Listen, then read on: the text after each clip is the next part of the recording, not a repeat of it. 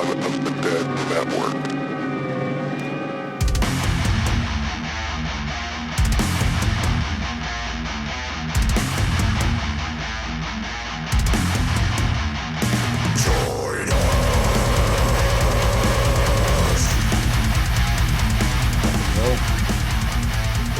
Someone just say no. I don't want to do this anymore. All right. I'm out. See you guys. Check you later. Bye, Tyler. We got everything working. Now it's done. Yeah, it's just like, The moment's Fuck passed. this place. This movie made me hate movies. Hello and welcome to Pot of the Dead. On today's episode, I am joined by a whole smorgasbord of guys today. So we have Brian Dunn. Howdy. I'm the meat part of the smorgasbord. Dustin Bridenball. Ew. And Tyler Exline. The stinky cheese. On today's episode, we are covering the 2001 Yakuza action, horror, splatter, torture, sadist film, Ichi the Killer. So, Ichi the Killer is directed by Takashi Miike, written by Sakichi Sato, and starring Tanubu Asano and Nao Amari, based on a Hideo Yamamoto manga series of the same name. Its plot follows a psychologically damaged man who is manipulated into assaulting or killing rival faction members of feuding Yakuza gangs while being pursued by a sadomasochistic enforcer. So, coming into today's episode, this was a Brian pick because Brian said, hey, I'd heard about this movie and I was looking to broaden my horizons in the horror genre, so let's check this out. So I've seen this film maybe 20 years ago. What's your guys' history on it or take on it in your first viewing? Right now it's regret. I join on that bandwagon, I think. I thought it was a really fun watch. I'm right there with you, Tyler. So, are you guys familiar with anything else that Takashi Miike has done? I know the name. I can't think of any of the films. He did Audition as well, correct? Correct. Yeah, we've covered it on the podcast. He did Audition. He's done well over 100 different films, and not shorts, like full-fledged films. He's responsible for some JoJo's Bizarre Adventure live action films. He did 13 Assassins, which is like legit my favorite movie of all time. Visitor Q, which is one of the weirdest, grossest films that I've had the displeasure of viewing.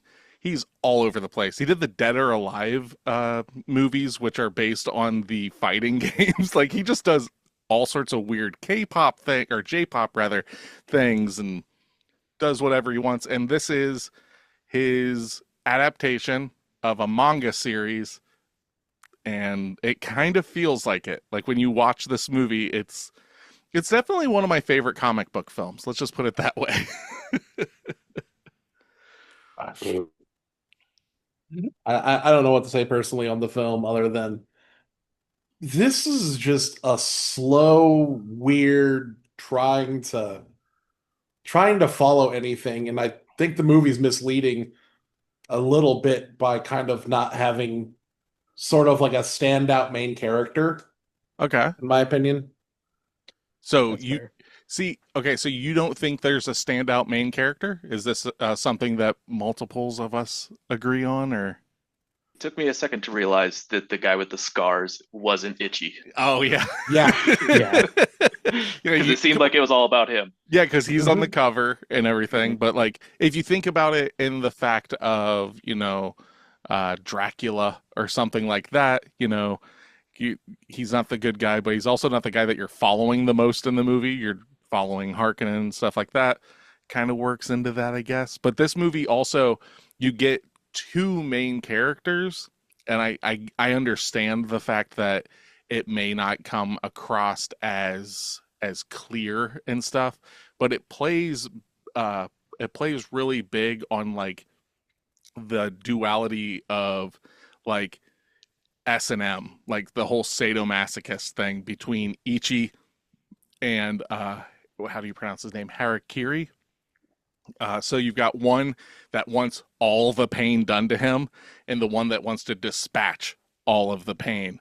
And that's the whole idea of this film. Is it's like this. The writer of it said that he views this as a love story between Kakihara and Ichi, and it represents the full extremes of their roles in the BDSM world.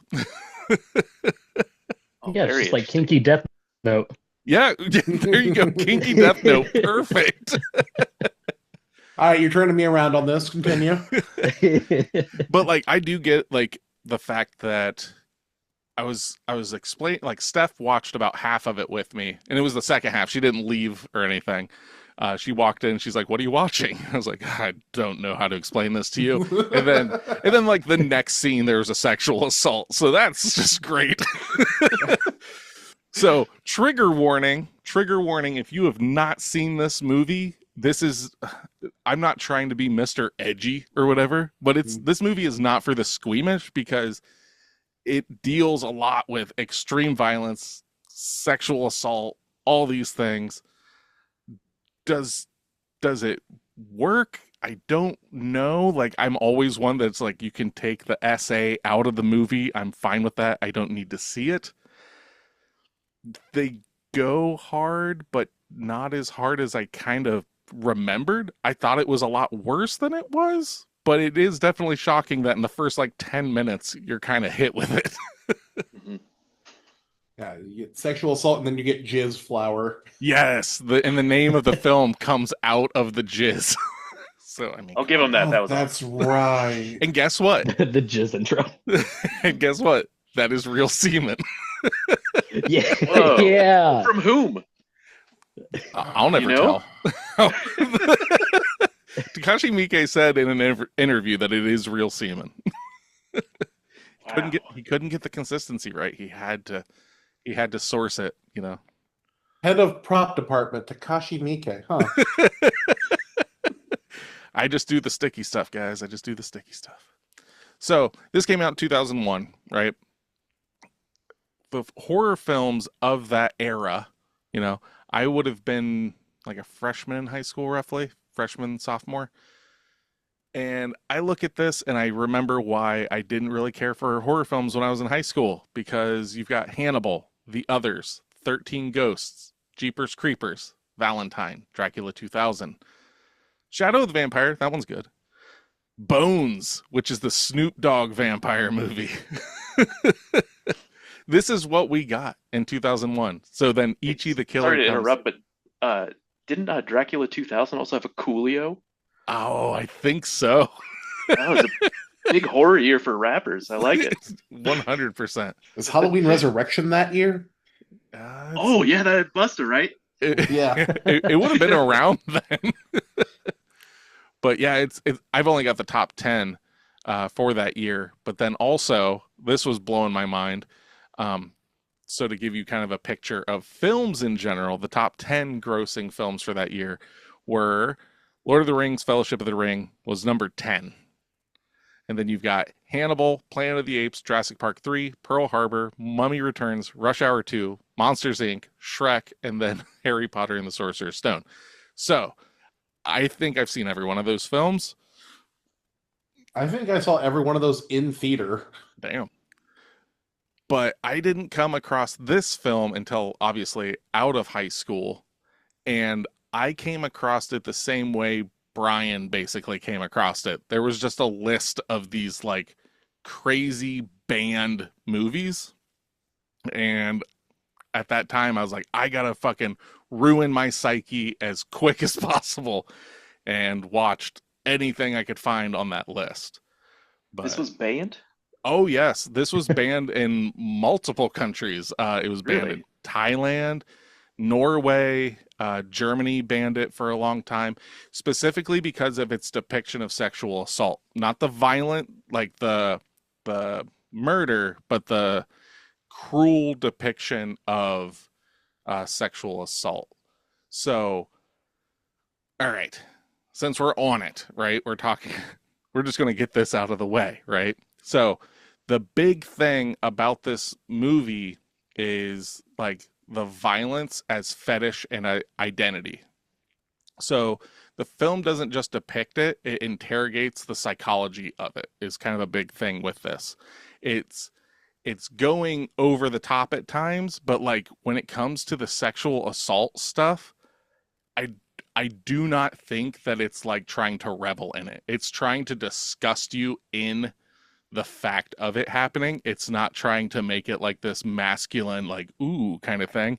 It's very gross, and it's kind of a driving point for Ichi, who has been lied to about his friend that was going to protect him, but then was sexually assaulted.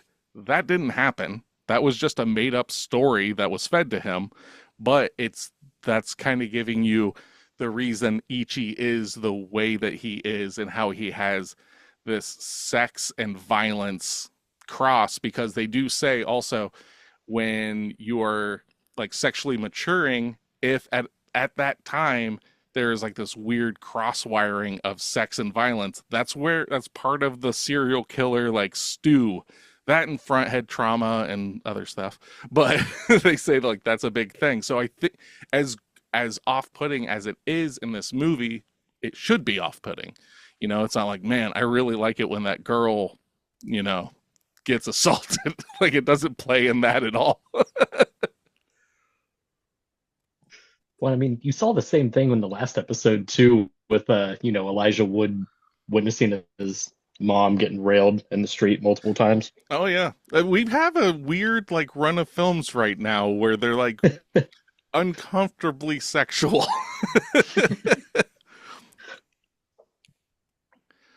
But so another big thing about this is how it's kind of broken up into its three acts. So we'll start off with like the beginning of the film. It's about the disappearance and the search. So the whole idea of this movie is Hirikara, I think is how you pronounce his name. I always want to mix it up. But Kakihara, there you go. Yep. Kakihara is looking for his Yakuza boss named Anjo, and 3 million yen have been stolen from his safe, and he is a sadomasochistic enforcer, and he just starts hunting down anybody that he even gets a little sniff of that could be responsible for it. And we are introduced to a man by the name of Suzuki, who gets hung by hooks. How was that for you guys?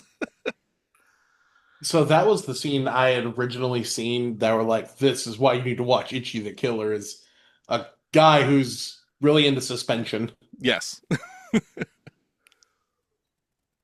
Well, when he talked about cooking the shrimp, I instantly was like, oh, this is gonna be part of the torture. Yeah. I like that. Like I saw it coming. Yeah, he kind of used him as a walk at the end, didn't he? Yeah, he kind of does. Well, and it's funny too, because like Suzuki wakes up suspended, right? And like he looks up and he's just like, Kakihara? Tempura? It's just like, here we go. But yeah, so he basically gets this old fart, is telling him that Suzuki did this and he heard all this kind of stuff and everything.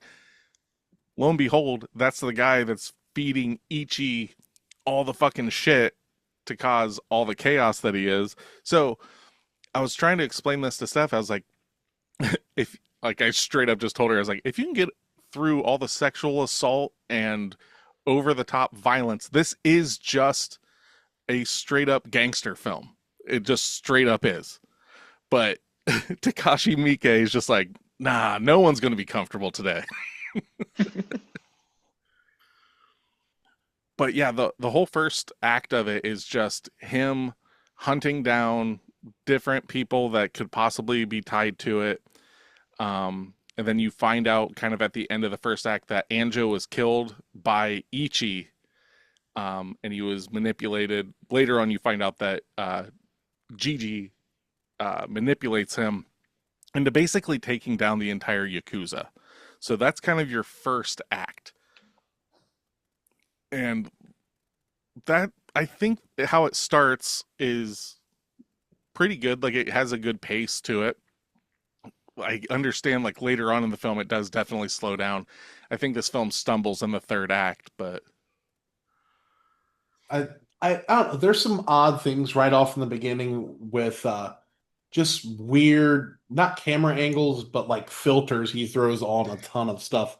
yeah. And I don't know if he's using a lot of, like, digital or something, because this is kind of in that era where, like, digital filmmaking, 28 Days Later and the like that's a big thing. It's like, oh, we can do this instead of using film. I wonder if that was just kind of no different than, like, how all the PBS stuff back in the 80s was just all fucking, like, weird ass green screen, blue screen. If it was like, check out this new effect, and it just fucking, like, oversaturated grain for no fucking reason. Yeah, throw the sepia filter on.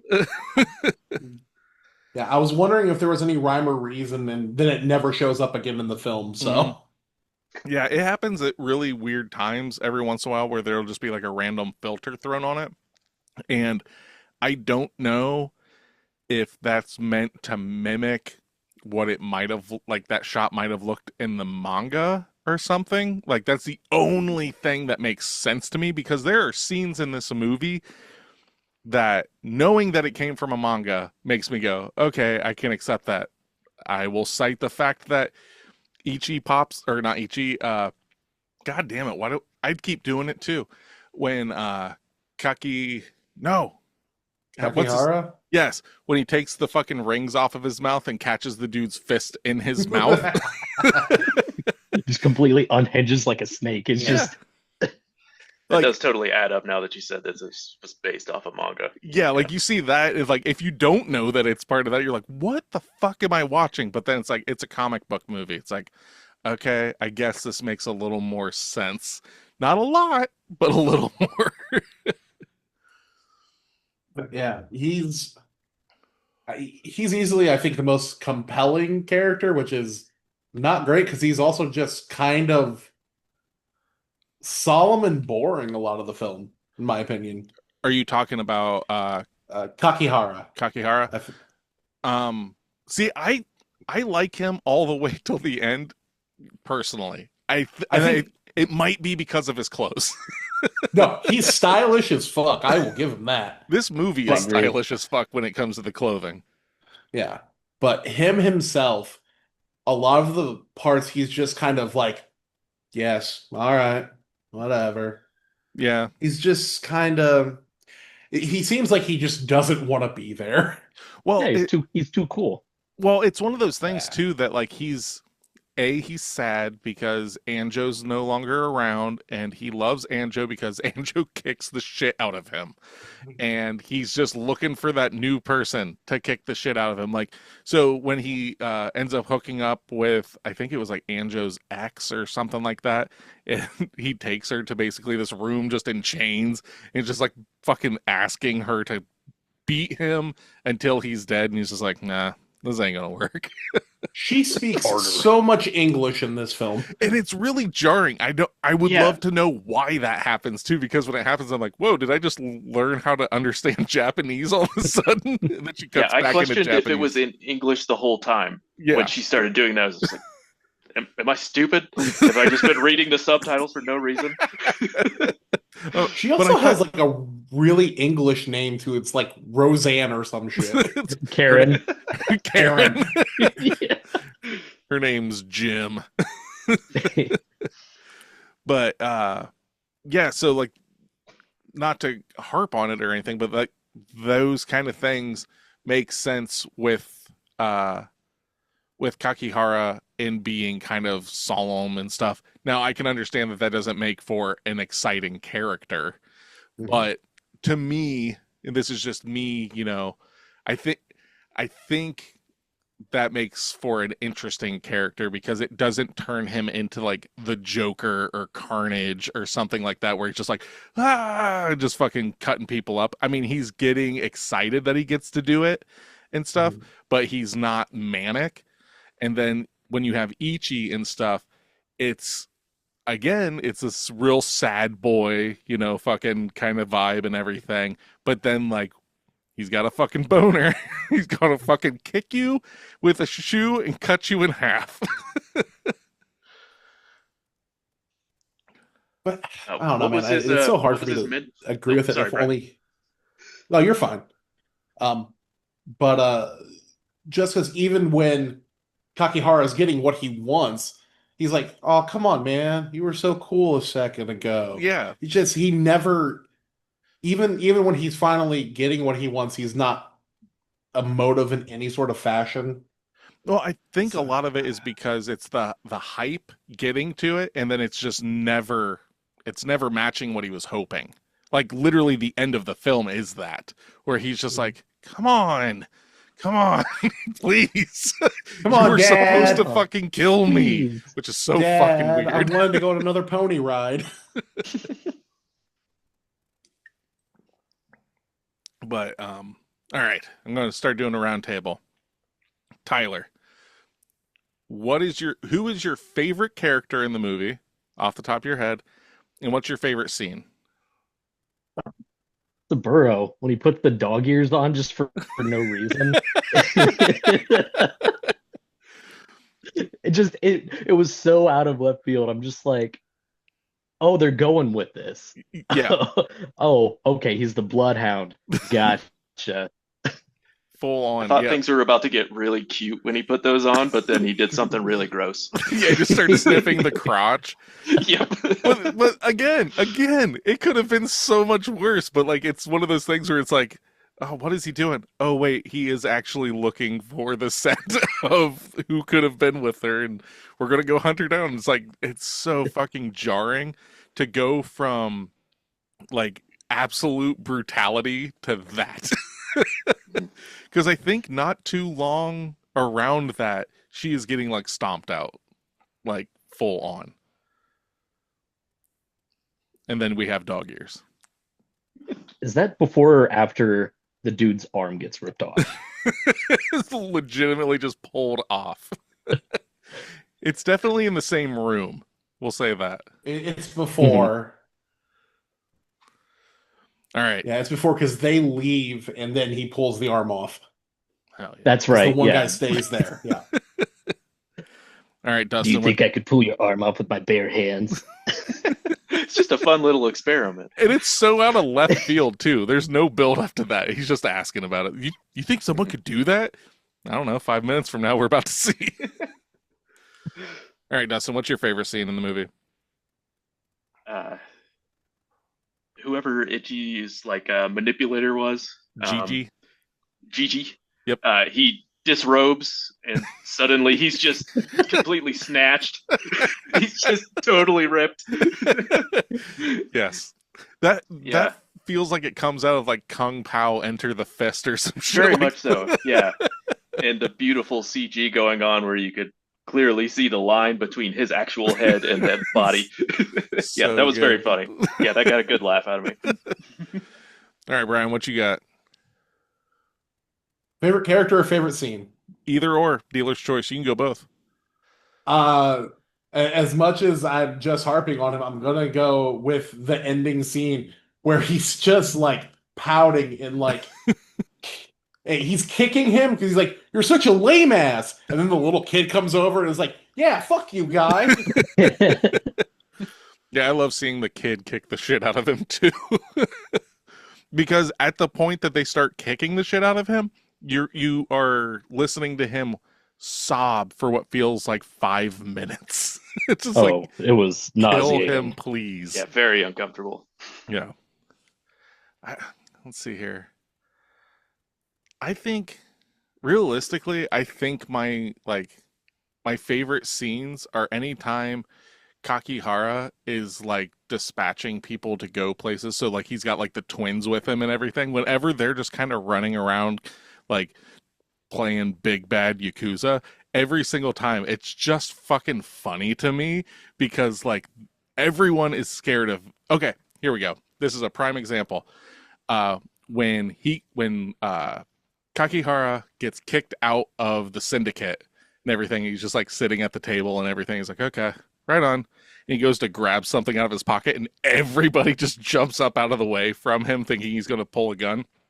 He just sets his pen down. He's just like, all right, I'm out of here. Leaves, and then just steps back in. It's like, oh yeah, I'm taking over that gang. They're like, fuck. Or even there's the other like older guy that every single time he's around, he's just like hiding in a separate room, just kind of poking out, like trying to give orders, but does not want to be anywhere near Kakihara. That shit kills me every fucking time. Like, it's like when he cuts his tongue off and everything, he's just like, ooh, like about to fucking pass out and everything. I got problems, guys. I love that shit. Was there a purpose to the tongue cutting? Well, they were going to basically, what is it called? Is it Harikuri? Where like they're basically telling him that he was going to have to honor kill himself. Like they're done. He's like, no. You know what? I got a sweet tooth. I got a taste for sweets, and I'm gonna cut off the thing that allows me that. So that was like what he was telling him. It's like, this is what I love, and I'm going to get rid of that for you guys instead of the other. I don't know how well that translates on the Peacock version of this movie. Oh, really? I think like a lot of the subtitles were off just reading them in terms like even when they were speaking English. Yeah. So I'm curious how much of that is lost in translation. Well, and there's always that too, like regardless of what version, Japanese to English, there is always like a syntax that is lost every single time, because the way that they speak and then what you're reading, it's like, this feels like a grade school kid trying to be a badass. Like it always does, like in anime and stuff like this. It's just very, now I understand. You didn't want me to do that thing, but now that because you didn't want me to do the thing, I will do the thing. Like, it's just like, okay, it's probably written more eloquently in their native tongue, and I'm just too fucking potato brained to understand it. But yeah, I'm now curious how much of, because I did not pick up the sweet tooth thing whatsoever while watching that scene. Yeah, he straight up says it. Like, I don't remember them even having any part of that during that thing.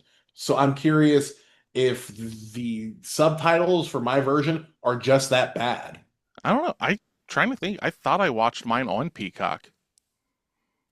I watched it on Tubi, and it mentioned the sweet tooth. Okay. Maybe I'm just having a bad memory right now. That could also very well be the case. It is literally just a sentence. They do not divulge on it. He's just kind of like, I've got a taste for sweets, and I'll do this, and he just does it. Like, you know. But all right, beyond the essay, we're going to remove that because that's everybody's least favorite. What is your least favorite thing about this movie? Rape. I said not the essay. Sorry. God damn it, we all would have said that. All right, I didn't pick up on it, what essay meant. I thought we were talking about the Mexican guy. There's no Mexican guy in the movie. Term for me. Oh, I was talking about the midterm paper. Yeah, I wrote 10,000 words. My favorite or least favorite part of the movie, I would say, it's not a part, it's just the pacing. It like hits up here, like on certain scenes, and then like when it hits valleys, those valleys are really fucking low. So like basically any time that we're following Ichi around and he's not killing someone, I don't care. Like him playing like Tekken or whatever and all that kind of stuff, like them getting the phone call, like I just don't care. Like I get it, I already understand what he's doing and what he's going to do. You could have cut a half hour out of this film and it would have been fucking a banger. I feel like the Gigi and like Ichi scenes was too exposition, like dumpy. Like they were trying to just force so much information that you already know. Like it's just reinforcing this idea again and again, like, well, you should do this because they're bullies. Yeah. He looks like the bully that beat you. It goes real, and it makes you wonder too, because like I don't know how many volumes of manga this is that they tried to encapsulate into just this movie, but it could be the idea where it's like, this was fucking like 20, 30 volumes, and they're just like, just keep jamming it in there. Just fucking make them say all the things that the people want them to say. And I'm over here just going like, I mean, Kakihara is pretty fucking cool and there's blood. But let's see Yeah, here. I think anything with Ichi was just kind of whatever. Other than him playing Tekken, because I was like, as soon as I heard the sound effects, like, I know that. What is that? Anybody loving all the boners that he was getting? Anybody love all that? Yeah, that was great. The sad boners. I'm Sad. crying and I'm hard. You I know, didn't like the reason he was getting them, but yeah, it was funny. the most uncomfortable scene in the movie to me is when he's with the prostitute, like at the brothel kind of place, and she's all beat the fuck up, and that's what's turning him on. Is that like that's the kind of shit that's in this movie that I'm like, I don't get it, but my brain is so broken that I'm like, there's a lot of good in here. I can just like go grab a beer when that scene's happening and come back. It's good that you can separate it though. Yeah. I couldn't. Yeah. I'm just broken. Best way I can describe this movie is you're going to a party and someone's taking a dump in the corner. Everyone's trying to have fun, but there's a guy taking a dump in the corner. It's very hard to ignore. Yeah. It's turning the vibe of the party off, and it's hard to move on. Everybody's Edgy. asking him to leave. Yep. Instead, he's just making eye contact. The edgy bad vibes anime kid is just trying to talk to you the entire time. Well, and that's the thing. I can't remember. Somebody asked. It might have been you, Tyler, about like all the American quote unquote torture porn and stuff that came out in the early 2000s, and these are the films that kind of influenced that kind of vibe and whatnot to different grades. You know, whether it's good or bad. You know, but I don't know, man. Like I said, there's just something about this fucking movie that like I'm like, I by no means am I like, hey kids, gather around, let's watch Ichi the Killer. But it definitely is its own thing. So Yeah, this is. I do. No, so go ahead. Sorry, Brian. Oh no, you go ahead. I was just going to agree that this is like a lot of the films we talked about already. There's nothing quite like it, so I find it interesting in that aspect. But it's and it's I don't know. different coats for different folks, you know, like whatever floats your coat just kind of does your thing, you know. So I'm just here for I would far rather something, and this is just my thing, I would far rather a movie disgust me, make me revolted and stuff than just be milk toast.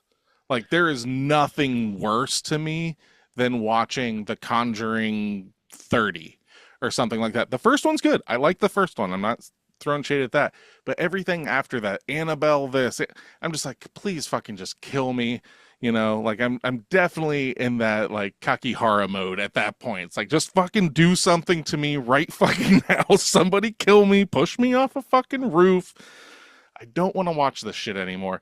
Now, it doesn't mean that that stuff's always good. I mean, I've seen my fair share of stuff that has revolted me and disgusted me that I have no interest in ever watching, but I at least had an experience outside of boredom. Mm-hmm. I'll agree with you there. So, on the internet, found a couple reviews of this film. So, one of you has a 10 out of 10 review, and one of you has a 1 out of 10 review. Would you guys like to read those for us? First, Brian, or you want me to? You can go first, Dustin. Alrighty. Ichi the Killer is a landmark picture in Japanese cinema. It is an Goddamn audio and right. visual attack on the senses and gag reflex, which adopts a unique style of movie / comic book hybrid filmmaking. A real Mike masterpiece? I'm not sure what that means. Oh, Miike. Oh, okay. I thought they misspelled Mike. All right. I thought you were going to say a real humdinger. It's a real humdinger of a film. It's a real doozy. Kakihara is not your typical Yakuza gangster. He is a sadistic, masochistic, depraved, has a hair trigger for violence, and is really, really upset that someone has kidnapped his boss, Anjo, and taken off with 100 million yen. That was a big sentence. So torturing his way through the underworld, he manages to get kicked out of the Yakuza and finds out too late that it was a man called Ichi that killed his boss and is now after him. Kakihara then sets out for revenge, vindication in the name of Anjo. This is not a review, it's more of a synopsis. I'll keep going though. Ichi, on the other hand, seems to be more of a simple kind of guy who'd work for an ex-cop who loves to wreak havoc on the Yakuza. Akechi's work is thought to be that of a brutal, insane, and bloodthirsty maniac.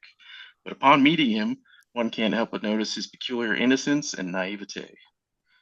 However, it is a very feature that makes him so deadly. Bum, bum, Right. bum. When these two forces collide, it's endless violence, torture, rape, murder, blood, gore, and underworld danger and depravity. Ichi the Killer is a movie that directors like Quentin Tarantino only dream of making. He says that Quentin Tarantino has said that this is one of his favorite movies at the time that it came out. What? No shit. All right. If films were people, his Kill Bills would only watch and drool at Ichi the Killer. Man, I don't agree with that at all. But... I can get on board with that. By no means would I ever give this a 10 out of 10. You know, That's pretty high. that is How much was he paid for that review? 100 Obviously, million yen. Oh, speaking of, 3 million yen is like $200,000. Just as a heads up, I guess, for that. That's all they Nice. had? Yeah. Okay. Well, Yeah. Seems like small pickles for the Yakuza. Right. Get for those numbers up. Okay. Well, okay, Brian, let's hear the 1 out of 10, and then I got something I gotta ask. All right. This is a disgusting Japanese movie. There are a lot of no graphic. No more. Stop talking. You're upsetting the listeners. I'm sorry, poor listeners. You technically didn't have to watch the film. You should feel bad for me and Dustin and Tyler, I believe, to some degree. Nick is the weirdo who loves this film. Oh yeah, I own it, man. Go ahead, read it. Oh, okay. I was told to stop. I listened real well. There are a lot of graphic torture and murder scenes, and I don't mean simple bullet in the head, but opening up people's bellies and letting all the guts fall out with blood splashing all over the place. Hanging a guy on a few hooks was quite disgusting, but watching how they poured boiling oil on his skin was unbearable. Really? And a few hooks? A few? Yeah.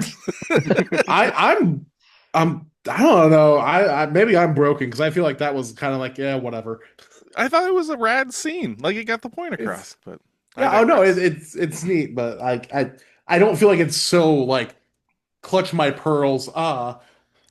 Maybe in 2001. Like I don't know when this review was written. That's fair. The story is very stupid. A guy manipulated to kill through his fear of bullies. Here's how the conversation goes. These guys are bullies. Kill them. I don't want to kill anymore. If you don't do as I tell you, your dick will fall off. Nice. Before I watched it, I thought it might be a Quentin Tarantino type movie with lots of blood and gore. Goddamn But right. it was nothing of the sort. Totally wrong, but it was just awful, tasteless. Don't watch it. Terrible. Don't spend money on this. That's everything. Damn, that's some harsh shit. What I was gonna say was, I think in both of those they talk about like no bullets to the head, blah blah. These dudes run around with guns the whole time, and like only 2 bullets are really fired in the entire film, and nobody actually ever gets shot. Everybody gets killed by other means, which is ridiculous. But Yeah. do you think that there is a way that this movie could be remade and it would be of your taste, whomever? Yes. I think this film would. This is going to be me being an animation nerd. This film, I think, given maybe more than one film and done in an animation style, I think would portray a lot of it better than it does in live action because some of the stuff has become so outdated that it's a little distracting at times. And you can imply a lot of stuff more without showing as much, I feel, in animation. The SA scenes could be shadows on the wall in an animation scene, and it's less disgusting while still knowing what's going on and letting your mind do the work rather than seeing it. Yeah, I can get on board with Agreed. that. I believe they made a sequel to this that is an anime. So, Oh, really? because I know that they did a prequel to it as well, but I don't believe that is anime. But I do know that there is an anime adaptation of these characters in some facet. But yeah, this, and that's the thing. This is one of those movies where like nowadays, if it were made, I think it would be done in a different. Obviously, I think that some stuff would be toned down a little bit. But at the same time, the idea of what we're starting to see with live action adaptations of manga and anime, I would be very interested to see a live action attempt remake of this. The safer bet would be an anime remake. Flat out. Mm-hmm. Like that would, and it would age better because of what you can do, and everything would just kind of sit there or whatever. But I would be very, very interested to see, like, granted, an American remake would probably be god awful, but I would actually be interested to see this, like, these tropes. I don't even want to say tropes, but like these characters kind of elaborated on a little bit more instead of it being, Kakihara or whatever pulling on a face while the other girl's pulling on the other side of the face, and it feels like something out of like Roger Rabbit. Oh, that was pretty fun though. The little face tug of war, I did like that. I didn't know people were made of taffy. This changes everything for me. No longer is cannibalism frowned upon, boys.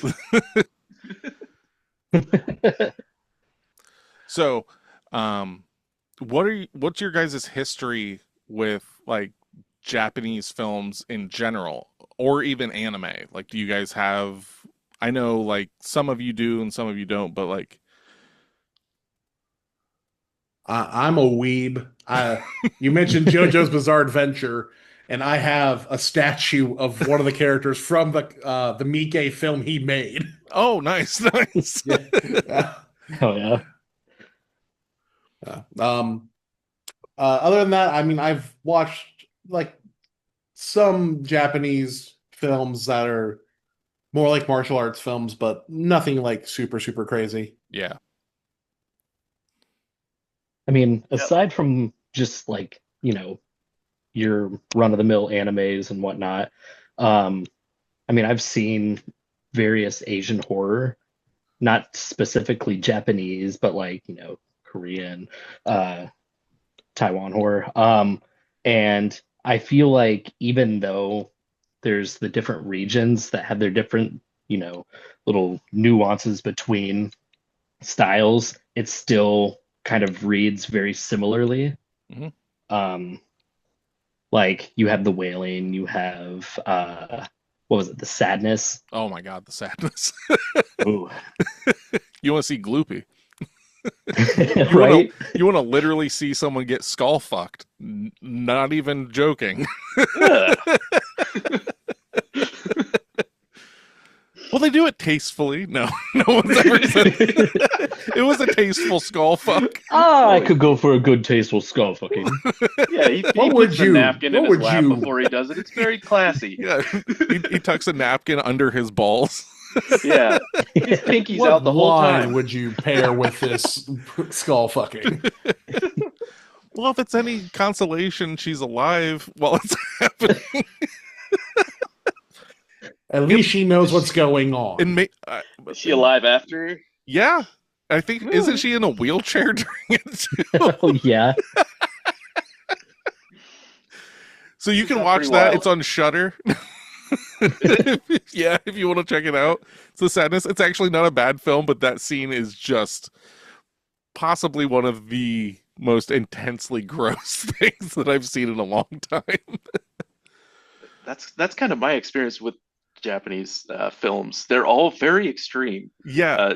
The ones that come to mind are like Battle Royale, Yep. Suicide Club, and now Ichi the Killer. But they're all very wild. Yeah, like they go on like just the opposite ends of the spectrum. They're either this or they're like Pulse or something, Ringu, where it's very like slice of life, but there's a ghost and it's kind of creepy and gets weird and like really surreal, or it's just fucking gonzo. Like, there's no middle ground that I've come across when it comes Their to music Japanese seems horror. to be the same way too. What's that? Their music seems to be the same way too. 100%. Yeah, you're a big metal guy, right? So Yeah, yeah. Japanese metal is like it's pretty wild. Yeah, a lot of their like real spastic like hardcore bands and like these weird jazz metal bands, and then the next is just like flute music. Nick, I have a recommendation for you, What you being a got? metal guy. Have you ever heard of Detroit Metal City? Is that the name of a band or a movie? It is the name of a manga that became an anime about music, about a dude who does like soft, almost Japanese country Oh, nice. that has anger issues and becomes a death metal singer Hell yeah. using the same like chords and everything from his regular songs. From his country. So he Yeah. basically just takes country and turns it into black metal. Yeah. Send me a link to that.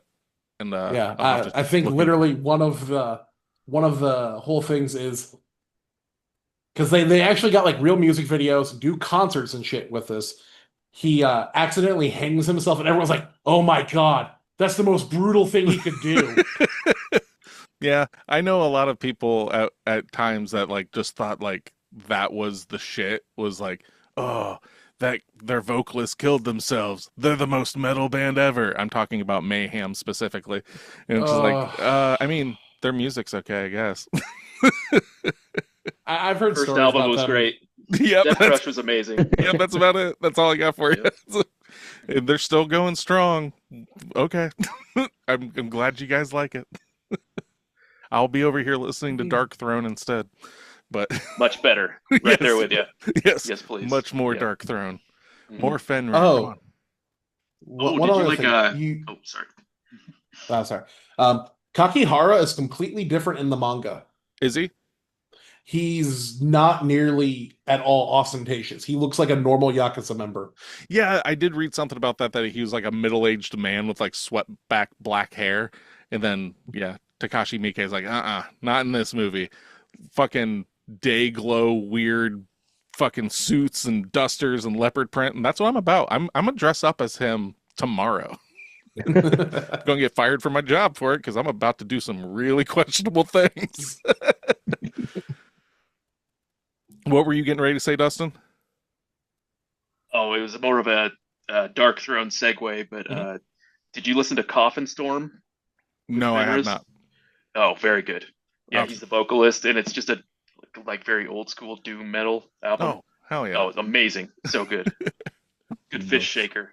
Good Yeah. fish. Yep. Good ghost masturbation. That's what I always call it. Guess Come here, you can do George it like that. Washington. So, all right. I don't know if I've got much more to say about this movie. It's not for everybody.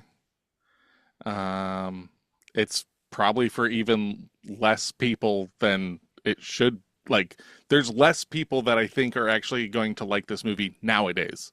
I think the people that ride for this movie saw it when it came out or when they were younger.